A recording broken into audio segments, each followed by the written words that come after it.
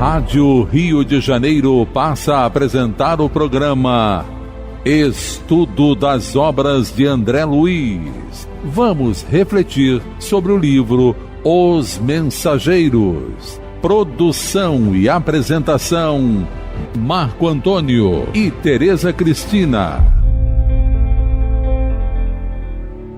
Olá, caros ouvintes da Rádio Rio de Janeiro.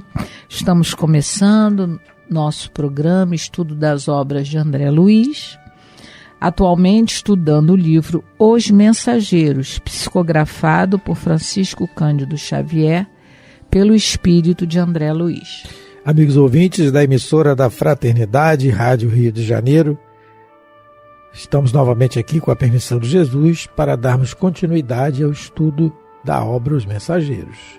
Iniciamos no programa passado o capítulo 8, intitulado O Desastre de Acelino, em que André Luiz, em conversação com Otávio, o personagem que já lemos, né, sobre a sua queda, e também algumas senhoras falando das suas bancarrotas espirituais.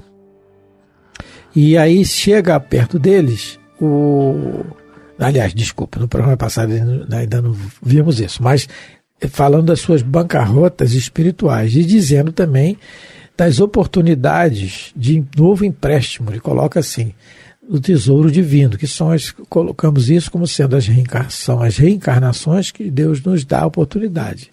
E dizendo que Deus não está pobre de misericórdia também. Lemos o comentário da pergunta 171 do Livro dos Espíritos e a questão também 578, em que aborda a justiça da reencarnação e o porquê do espírito falir na sua encarnação. Foi isso, e agora vamos dar continuidade no parágrafo. Vamos começar a leitura do parágrafo 6, fitando o triste, começar daí. E aí, começando aí, a gente se recorda também porque chegou na conversação Acelino, que é o novo personagem que dá título ao capítulo, O Desastre de Acelino. Parágrafo 6. Fitando o triste, Otávio sorriu e advertiu. Não sou um criminoso para o mundo, mas sou um falido para Deus e para nosso lar. Interessante, né? A justiça divina é uma, a justiça humana é outra. Então, aos olhos do mundo, ele não foi um criminoso, porque ele vai dizer daqui a pouco, não é? Que ele não matou, não roubou, não é nada disso. Isso. Então, aos olhos do mundo, ele não é um criminoso, mas aos olhos de Deus, a história eu acredito que o próprio André Luiz, não é? Ele também saiu preparado de nosso lar, como eles. Só que a tarefa do André Luiz não era a mediunidade. A tarefa do André Luiz era na medicina. Mas o André Luiz também tem a sua falência, a gente sabe que tem, porque materialmente falando ele prosperou muito, mas também, como o Otávio, aos olhos de Deus, e como o Vicente, e como o Acelino agora, na parte moral eles faliram.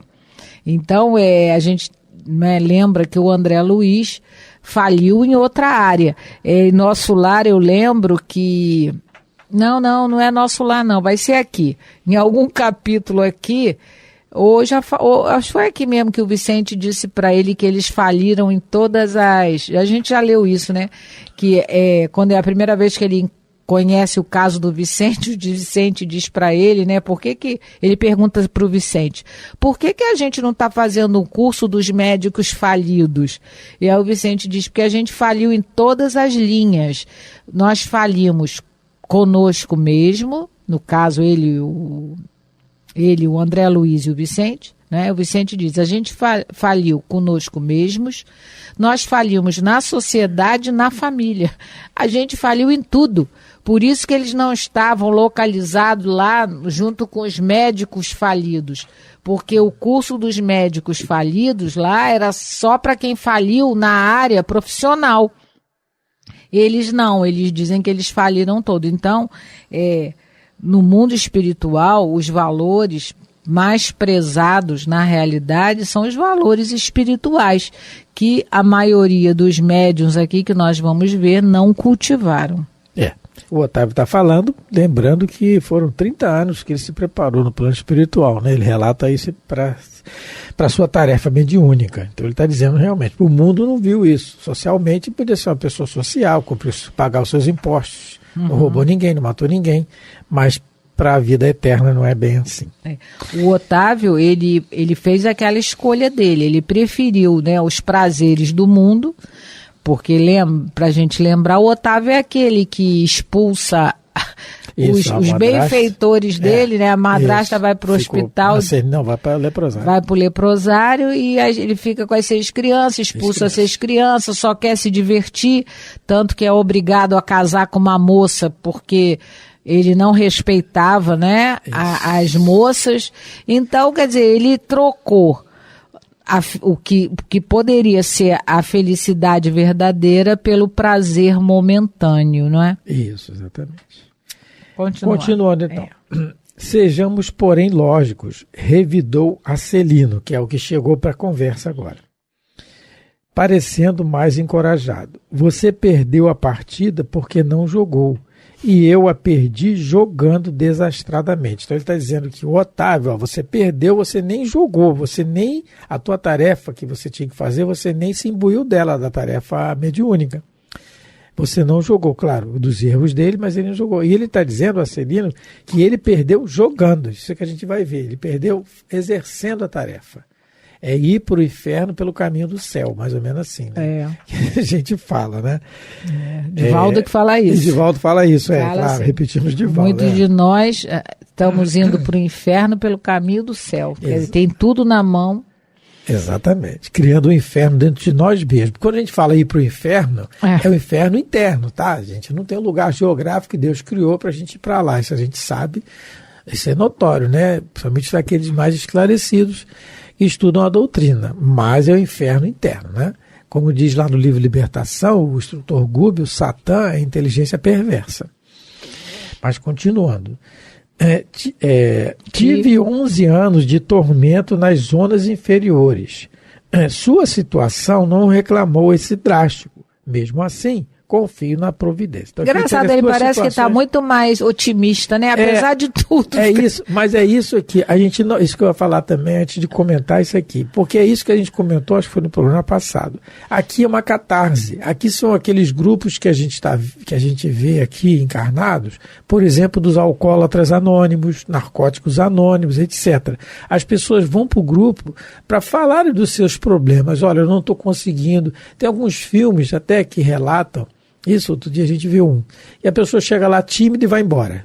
Depois volta de novo, vai embora. Era o problema do celular, né? Isso, O vício filme, do celular. Muito bom filme, não lembro mais o nome do filme. É um filme espanhol. Espanhol. Claro, é uma comédia e tal, até no casamento da cunhada, ele fica no celular e ele é testemunha do casamento. Ele não consegue largar o celular. E ele entra para um grupo que tem lá, e deve ter esse grupo, sim. Ali tem uma sátira, uma comédia e tal, eles exageram um pouco.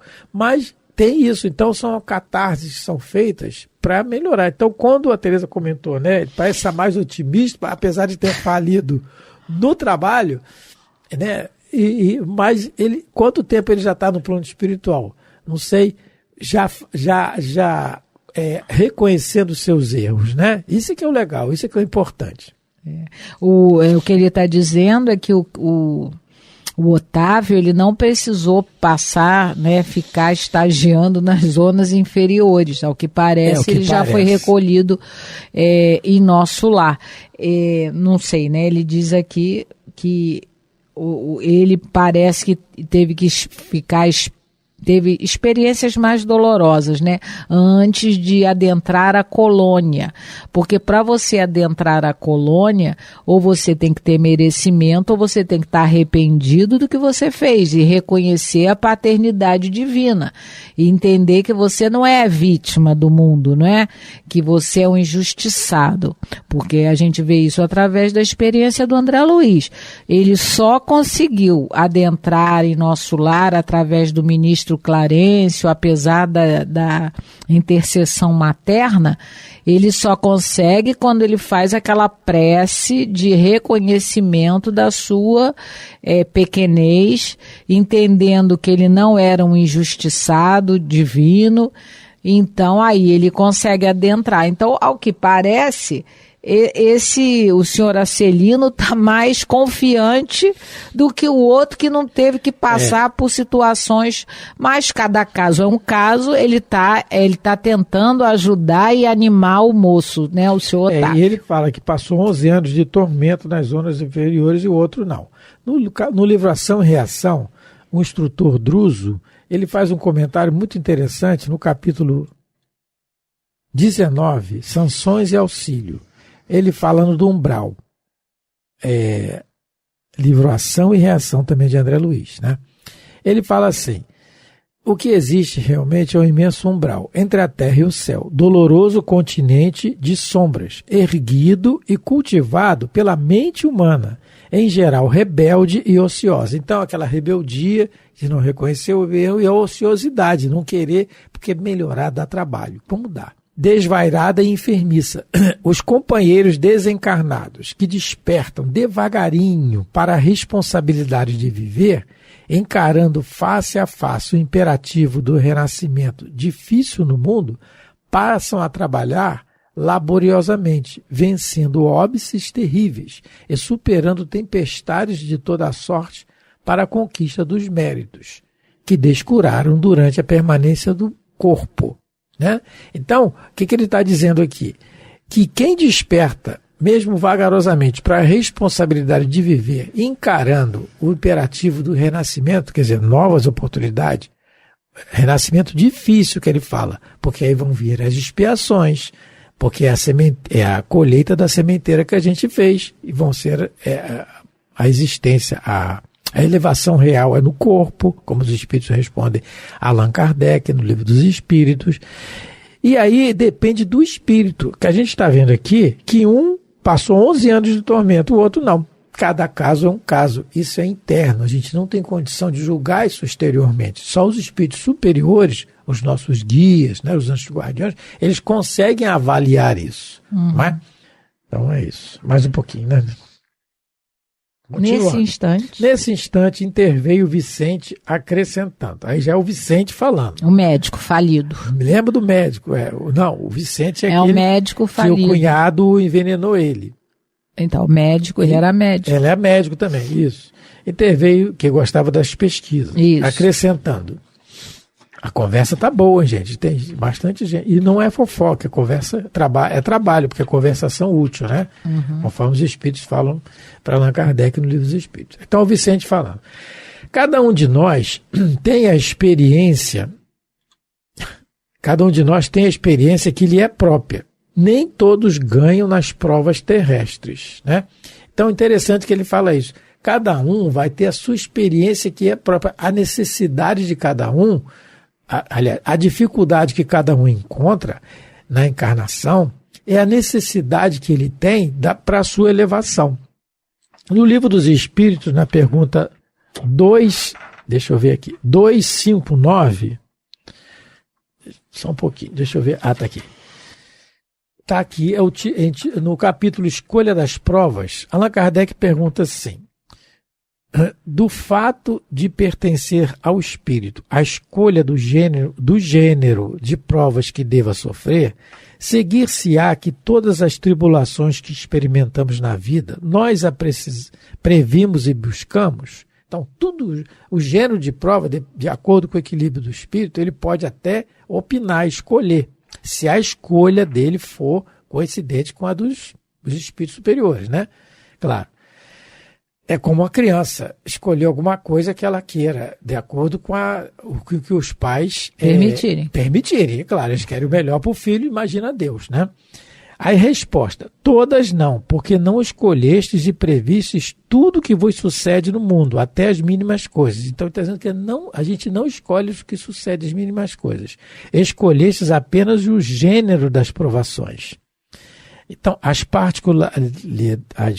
particularidades correm por conta da posição em que vos achais. Então, o que é essa posição? É o meu estado íntimo dentro da minha escala evolutiva. Como é que eu estou? Aí, essa avaliação, quem tem condição de fazer é quem já passou por isso e venceu, que são os espíritos superiores. Por isso que ele está dizendo assim, cada um de nós tem a experiência que lhe é própria. Nem todos ganham.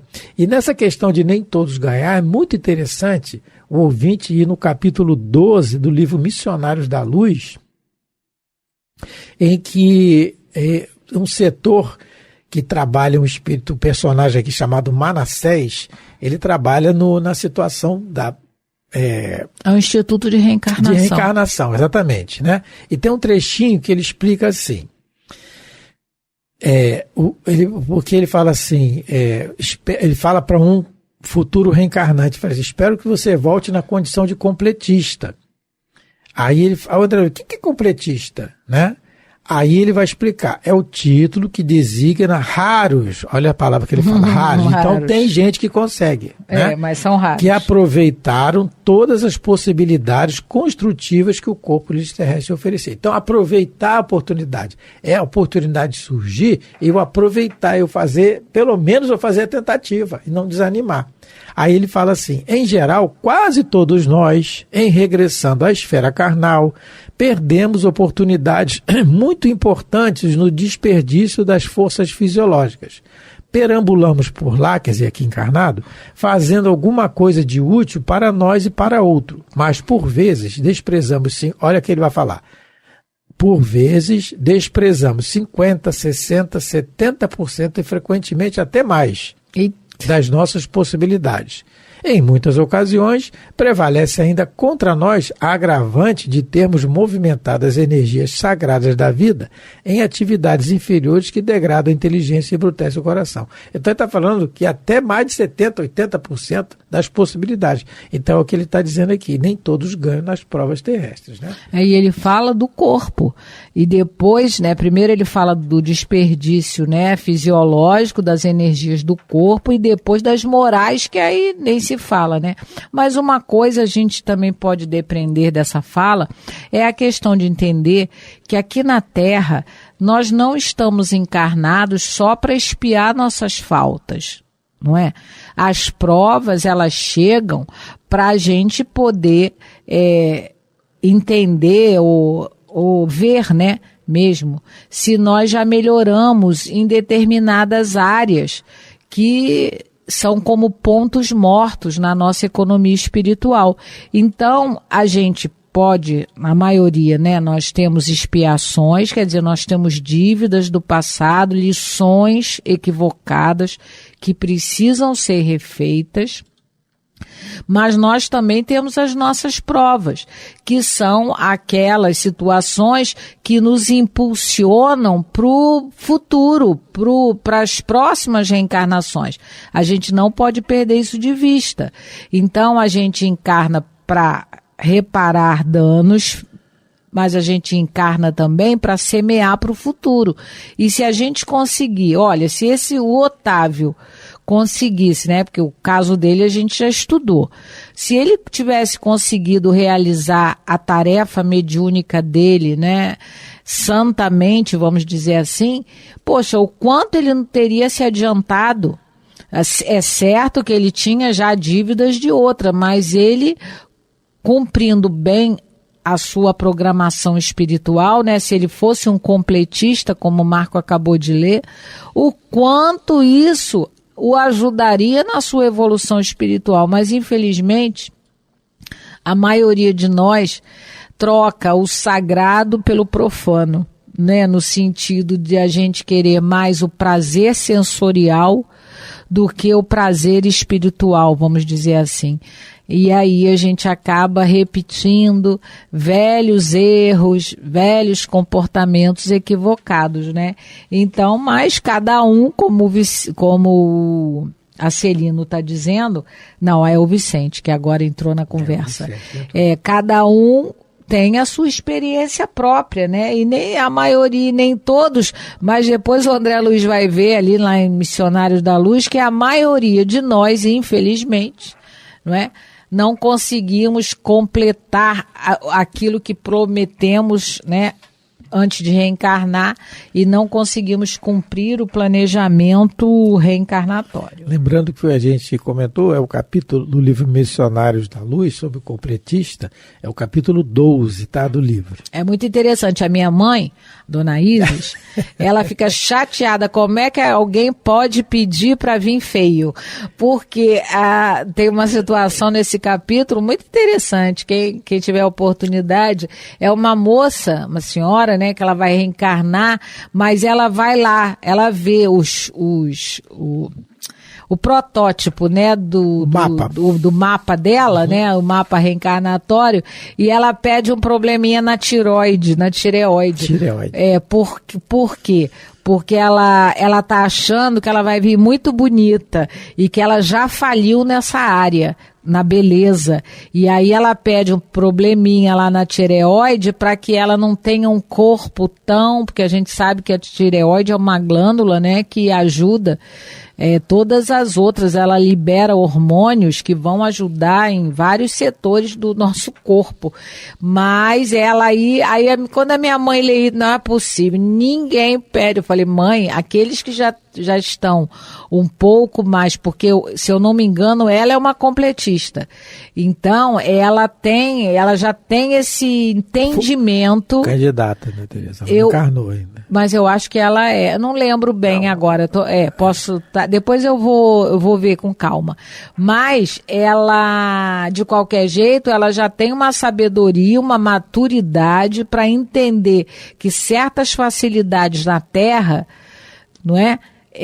Podem atrapalhar o planejamento reencarnatório e as tarefas espirituais que precisam ser realizadas. Então a minha mãe fica, ninguém. Eu falei, mãe, quem tem maturidade já entende que precisa cuidar mais do espírito em detrimento, não abandonar o corpo, mas valorizar mais o espírito, a pessoa já vai começando a pedir certas coisas, porque ela já vai entendendo que no mundo que a gente vive, as aparências, todo mundo só dá importância. Também, né, no caso, pode ser uma expiação. Pode ser uma expiação, né? Porque não usou bem a beleza, então é questão da expiação. Mas pode ser missão. Por exemplo, o Chico. O Chico é aquela santidade, todo mundo que chegava perto dele, né? Não sentia aquela vibração amorosa. Bonito, hein? Porque bonito ele não era. E se ele viesse, imagina. Não, a moça tentou casar com ele. Teve até uma filha do embaixador da Argentina, a gente sabe de algumas biografias aí, e porque queria casar com ele, era muito bonita. Mas não é a questão, é aquilo que atrai, aquela amorosidade. Você imaginou se ele viesse bonito, 1,80 m, cabelo que balança nos padrões humanos, né, da Terra. Aquela cor de indiano, olhos azuis, meu Deus do céu. Se amor, exemplo, o Divaldo é que fala, o Divaldo é que conta essa história, né? Era filha de se eu não me engano, era filha de do embaixador da Argentina, né? Então, de um diplomata, alguma coisa assim. Aí o Divaldo brinca, ele feio daquele jeito, ele arrumou que a moça queria, porque queria casar com ele. Imagine se ele fosse bonito, né? Porque, lógico, a beleza dele a verdadeira, mas aos padrões humanos. Ninguém está contra o casamento, é pela tarefa dele. Sim. Pediria como a tarefa do Divaldo, a tarefa de Raul, a tarefa de... Dependendo da Dona Ivone do Amaral Pereira, foi expiação. O Otávio não podia casar e casou. Dona Ivone do Amaral foi expiação. Ela mesmo diz isso, ela não podia. No caso dela foi isso. Então, cada caso é um caso. Né? Cada caso é um caso, então, com certeza. Só mais um trechinho? Dá tempo, Tereza?